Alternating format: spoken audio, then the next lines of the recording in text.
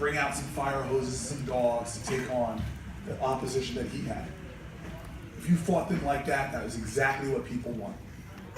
What he did is he stood up with a more courageous strength, a defiant love, and a determination not just to speak to his opponents, but to call the conscience, to act in a way that you awaken the moral imagination of other people. We have sort of lost that. I respect rugged individualism. I respect self-reliance, but rugged individualism didn't get us to the moon. Rugged individualism didn't rugged individualism didn't happen here in Iowa when people used to meet in barn houses to plan the greatest infrastructure project this country's ever seen, the Underground Railroad. We have always been a great nation when we found ways to come together despite our differences, not by demeaning or degrading people, by lifting people up. This election is going to test our strength. Do we have the strength to hold to our morals, to hold to our values, and to hold to our ideals? Or are we going to get down into the gutter and try to out-muddy and dirty our opposition? If we do that, I don't know if we win the election or not, but I know the whole country's just going to get dirty. And so I let people say that they think I'm weak. Please, if you think I'm weak, go online tonight and Netflix online and watch a movie called Street Fight. Some of you have seen this movie, I mean what I mean. My first race for mayor, I ran against the entire machine politics. You'll see a video that is, there's violence, there's thuggery, there's meanness. In fact, it was such a powerful movie that it was nominated for an Oscar and then lost in the Oscars to a movie called March of the Dagnab Penguins. They're not cute, they're just not. A lot of that movie people liked because it was about someone fighting against all the forces, but doing it in a way that you don't lose your dignity. And in fact, even if you lose, and I lost that election, and that's a piece of advice, and you run for office, and you're gonna have a spectacular failure, have a documentary team there to capture it. I did lose that election. Sometimes you lose elections. I think we found out painfully recently. But the way I conducted myself, I went right back to work. In the next election, I set a record in our city, the biggest lopsided victory we ever had. And the way I conducted myself in that election set up for the bigger victory. I want the bigger victory for America.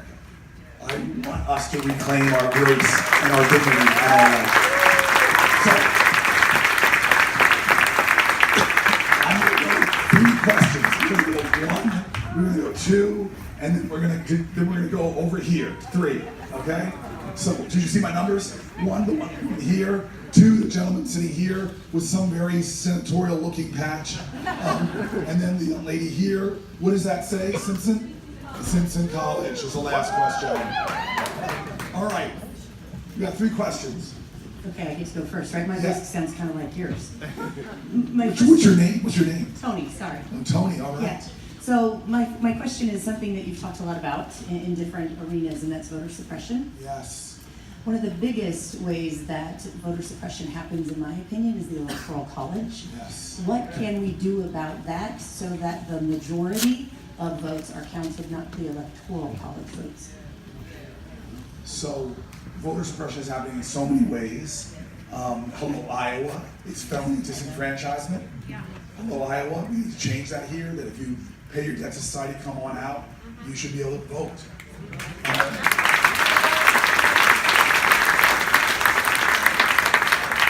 I don't know if you can tell me anything about this, but it happens sometimes when you draw legislative maps.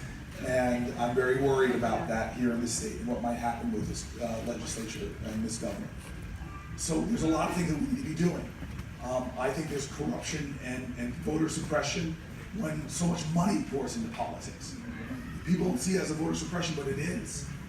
We allow corporations and lobbyists and other big forces. That's why my election, I'm not taking corporate dollars. I'm not taking lobbyist funds.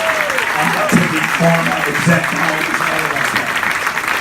But changing the Electoral College is going to be very, very difficult. It means changing the Constitution, which is very, very difficult. But look, we can do difficult things. But it starts by, ending voter suppression has to start by getting more people to vote and off the sidelines. I love what was said on this panel. The best thing we've seen The most hopeful thing we've seen in some ways is how much activism there is. If this is an issue for you, talk to it. Ask presidential candidates, activate people. Because if we could move the Senate to get 60 votes, you might actually have a chance of getting this done and through Congress and out to the states. But then again, the road is a very long road. It's like that depression I had when I was a little kid and I watched Schoolhouse Rock. And I was like, oh my gosh, he's just a bill. It's so hard. But we have made in our nation a regular occurrence of achieving hard and impossible things. So don't give up on that. What's the patch? What's the patch? It's just a souvenir sweatshirt from Washington, D.C. Hey, It's, all right, is that the presidential seal, man? yeah. It is the presidential seal. Yeah. I'll give it to you once you win.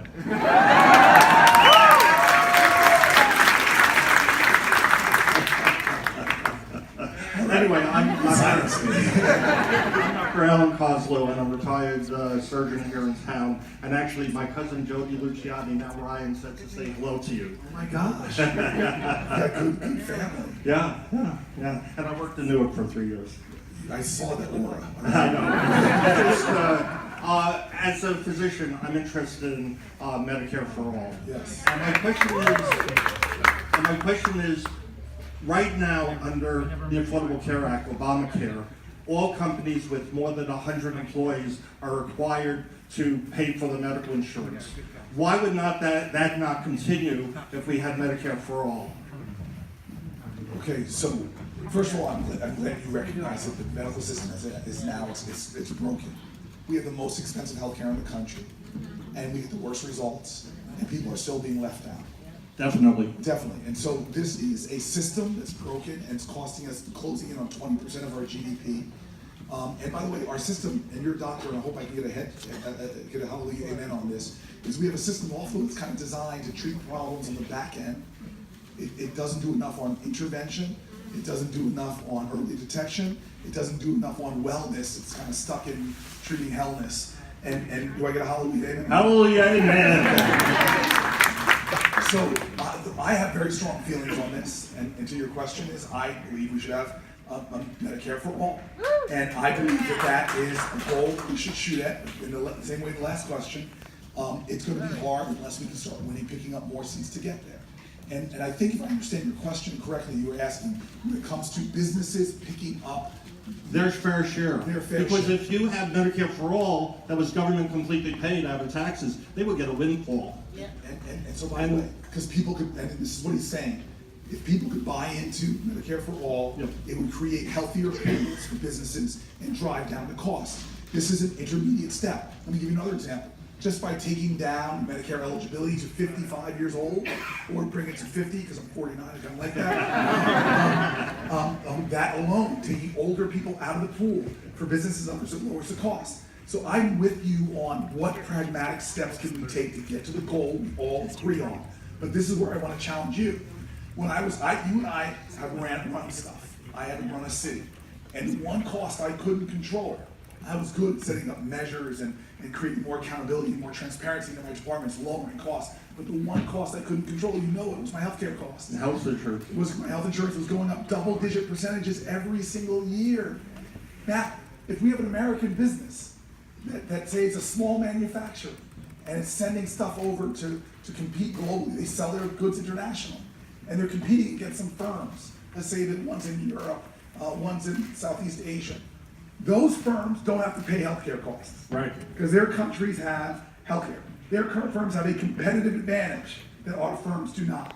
We are hurting businesses in this country by having them do the same thing I did, by raising those costs. So where I agree with you is that I'm not sure, I'm going to be one of those folks, I'm not going to just stand up here and make wild statements of things we do. I'm going to tell you the truth. We have to take back a lot of Senate seats in this next election if we can lay the groundwork for where we need to be, which is Medicare for all. But if we need to do an intermediate step, what you're talking about should be something we can get done despite how many Senate seats we win to overcome Mitch McConnell's blocks. We need to have a system where everybody in this country is determined to get down that long road towards what? You cannot have life, liberty, and the pursuit of happiness without health care. To what? You cannot have liberty and justice for all without health care. To what? You can't, this is is controversial. You can't have great public education without health care. Why?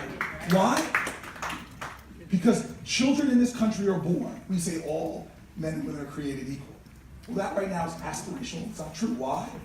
Well, we're the richest nation on the planet Earth, but amongst our industrial peers, we have the highest infant mortality rates. We have the highest maternal mortality rates. And for black women, it's twice what white women it is for. That's insane. That brain, you know this, is starting to develop in its younger years, in the womb. In those early years, if you don't get adequate health care, there's some teachers in here, I need some more hallelujahs, amens. There's some teachers in here that understand that even if you're a kindergarten teacher, there are kids that are coming to you already behind. Yeah. Because we in this country do not provide adequate health care. Yeah. We don't provide adequate environmental justice. Those children that are having lead in their water, who've elevated blood lead levels, they're having permanent brain damage be done. So we need to start seeing that these are all interrelated problems. And if we're really going to be about justice, every single Congress, we should work to increase access to Medicare. We should work to do more on environmental justice. We should work to expanding healthcare to more women, improving Medicaid access so women can stay in the hospital longer, and so we can drive down these rates. Don't tell me we can't do this. It's not a matter of can we, it's a matter of collective will. Amen.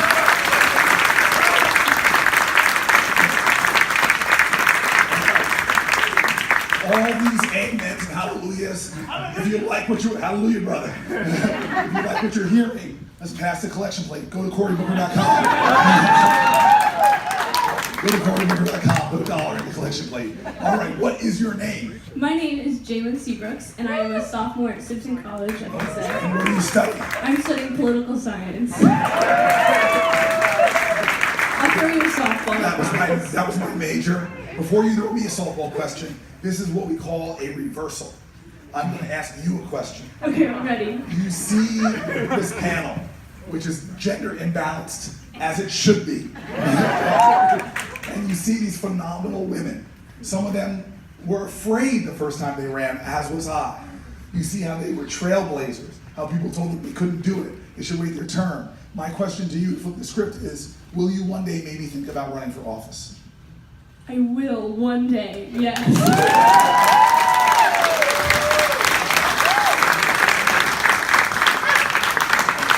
So my question to you is, in Iowa we care a lot about our colleges. We have a lot of colleges, private and public, which means we have a lot of young people in that 18 to 21 age group.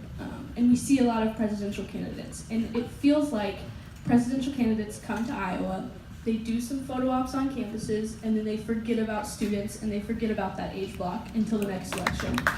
So I want to know, if we are so lucky to have you as our president, what are you going to do about issues that really matter to people my age, whether that's the incredible problem we have with student loans right now, or the fact that there isn't health care that applies to people in my age group, and that I know people with, like you were talking about, diabetes and different things who haven't reached that point where we get a job and we get health care, and my friends are being hurt by that. Okay, so this is my commitment to you, and the way I'm going to campaign is the way I'm going to govern. And you can take my last 24 hours. I met at on my road, I met with a group of college students. I've met yesterday, I was in a bar yesterday. I saw that on Twitter. I think I stayed there past midnight, going from table to table with college students, talking about their issues.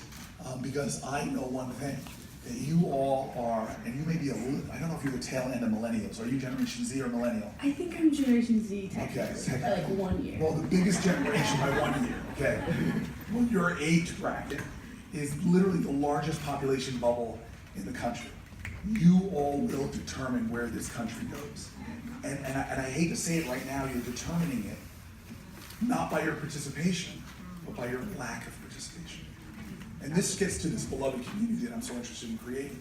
Because if you poll millennials, Republican and Democrat, they actually agree on a lot of things that the older generations don't agree on. And it's not just legalizing marijuana, which you agree on, but it is